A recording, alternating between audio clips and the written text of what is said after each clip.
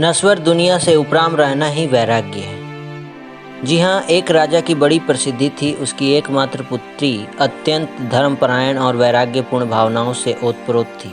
उसकी भावनाओं को ध्यान में रखकर राजा ने उसका विवाह किसी विरक्त फकीर के साथ करने का निश्चय कर लिया था।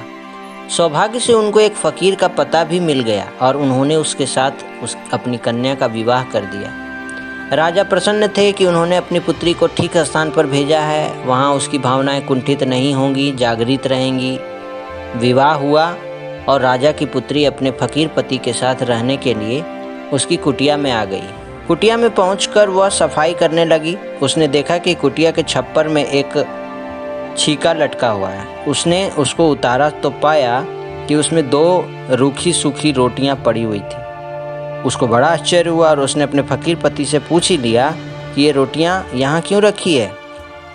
फकीर सकपका सा गया, बोला 2 रोटियां हैं, कल हम दोनों मिलकर एक एक खा लेंगे, दिन निकल जाएगा। पति की बात सुनकर पत्नी को हंसी आ गई। उसने कहा, मेरे पिता ने तो आपको वैरागी और अपरिग्रही फकीर समझकर ही मेरा विवाह आपके साथ कर दिया था, किंतु मैं देख रही हूँ कि आपको तो कल के खाने की चिंता आज से ही सताने लगी है। जिसको इस प्रकार की चिंता सताती है वो सच्चा फकीर अर्थात वैरागी नहीं हो सकता। उसने आगे कहा, अगले दिन की फिक्र तो पशु पक्षी भी नहीं करते हैं, ना ही अगले दिन के लिए कुछ लाकर रखते हैं। फिर हम तो मनुष्य हैं, मिल गया तो खा लेंगे, नहीं तो आनंद से प्रभु चिंतन में अपना समय बिता देंगे। तो पत्नी की बात सुनकर फकीर की आंखें खुल गई। अब वह समझ गया कि उसकी पत्नी वैराग्य में उससे बहुत प्रगतिशील सोच रखती है। मन ही मन पत्नी की प्रशंसा करने लगा और फिर कह उठा, देवी आपने तो मेरी आंखें खोल दी। मैं तो अंधकार में जी रहा था। वैराग्य क्या है उसका रहस्य तो अब समझ में आने लगा है। यह तो परमात्मा की बहुत बड़ी कृपा है कि मुझे तुम जैसी पत्नी प्राप्त हुई। प्रभु का बहुत बहुत धन्यवाद है। जी हाँ, वैराग्य क्या है?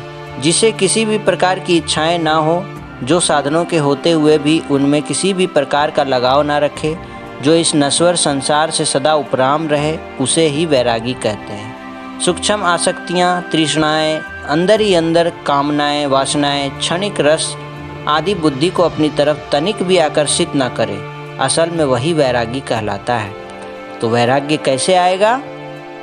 जब व्यक्ति अध्यात्म से जुड़ जाता है ना, तो उसकी बुद्धि हद से निकलकर बेहद में जाती है।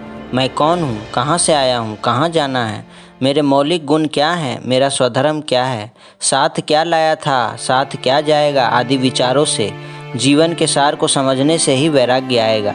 संसार नश्वर है, यह अंत का भी अंत समय चल रहा है, अर्थात यह दुनिया अब जाने वाली है और इन आँखों से जो कुछ भी दिखाई दे रहा है वह सब एटम बमों, प्राकृतिक आपदाओं की अति से समाप्त होने वाला है। ये सभी स्मृतियाँ रहें तब वैराग्य आएगा।